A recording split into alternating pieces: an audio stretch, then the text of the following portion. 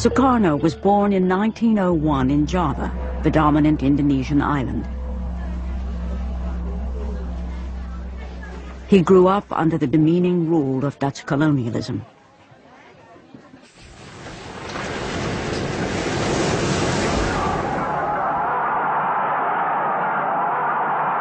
Sukarno was an ardent nationalist who led Indonesia's independence movement.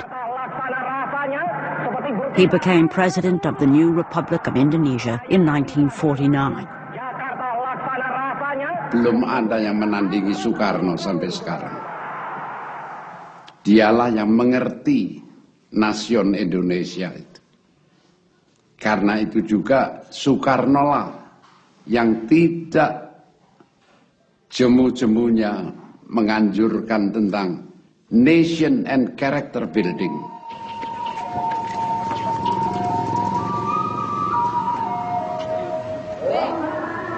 President Sukarno's ambition was to unite a new nation from a clash of cultures, languages, and the world's main religions.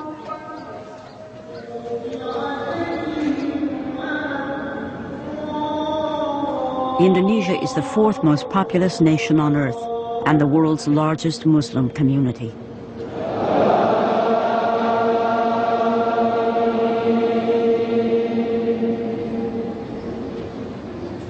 Kepribadian banteng. Maka karena itu, ayo maju terus, jebol terus, tanam terus. Sukarno thought he could preserve his own one-man rule by balancing the competing ideologies inside his country. I tolerate all ideologies. The nationalist ideologies, the religious ideologies, the communist ideologies. So far, they are not making trouble or damage to the Indonesian state. Sukarno's balancing act might have succeeded indefinitely if the Cold War hadn't been raging outside Indonesia, where the domino theory held sway. Here's Indochina. If Indochina falls, Thailand is put in almost impossible position. The same is true of Malaya with its rubber and tin. The same is true of Indonesia. If this whole part of Southeast Asia goes under communist domination or communist influence, Japan must inevitably be oriented toward the communist regime. America says welcome in a big way to President Sukarno. Vice President Nixon and State Secretary Dulles are on hand at Washington's National Airport. As leader of the highly strategic Indonesian domino, Sukarno was courted by leaders on both sides of the Cold War. He attempted a policy of neutrality, believing this was the best way for his young nation to gain assistance from East and West. May God give us, America and Indonesia, the best friendship which has ever existed between two nations.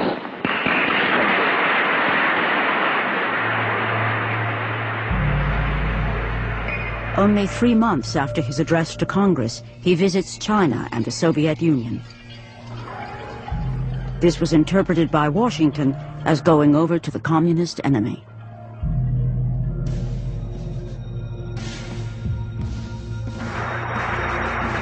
The United States becomes even more alarmed by the success of the Indonesian Communist Party in 1957 elections. Indonesia is now seen as a questionable ally.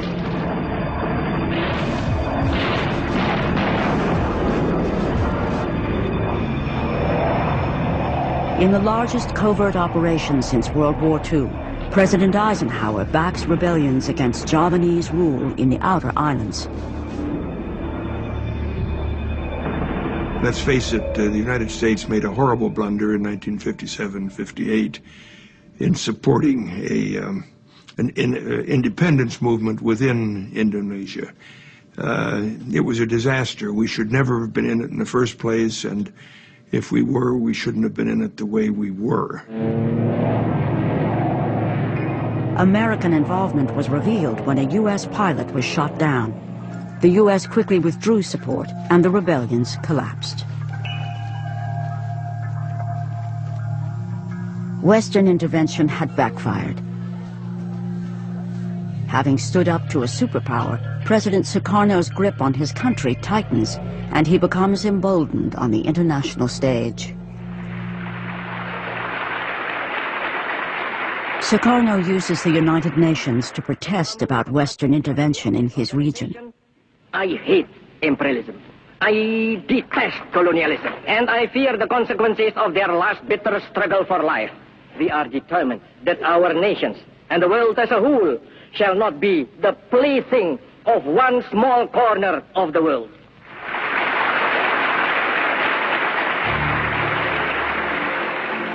Shortly afterwards, Britain moves to form the new state of Malaysia on Indonesia's border. Sukarno is not consulted. Incensed, he launches a military campaign against British forces to crush Malaysia.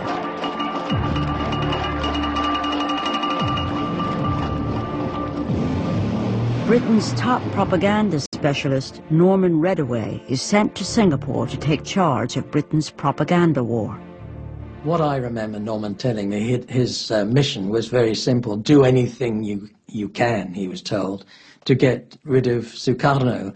And he was given a budget. It was a matter of hundreds of thousands of pounds. Sukarno had a well-deserved reputation as a womanizer.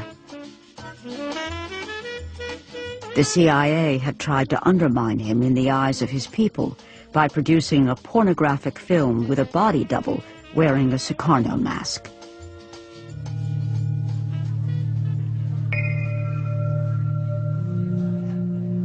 At least 6 assassination attempts were made on his life.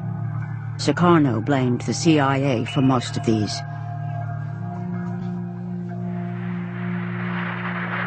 Sixth National Congress of the Indonesian Communist Party opened. By the 1960s, under the leadership of Chairman Aidit, the PKI had become the largest communist party outside China and the Soviet Union, with over 3 million members.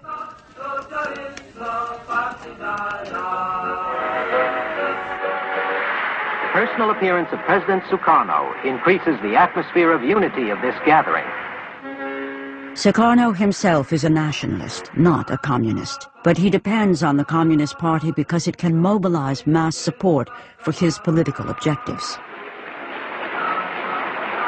In return, Sukarno protected the PKI by banning anti-communist press and by restraining the army, also a potent political force in Indonesia.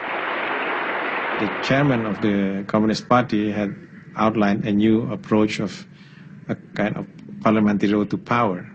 At the same time, the Indonesian army was fairly unique because it operated also like a political party. And in that sense, the Communist Party and the army were in competition with each other, all from the village level up to the capital city.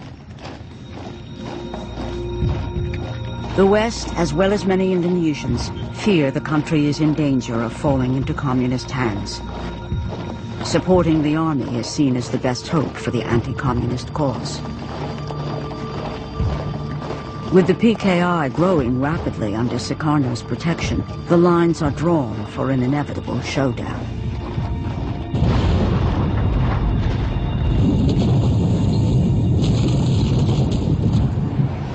To the north, by 1965, the United States is escalating the war in Vietnam.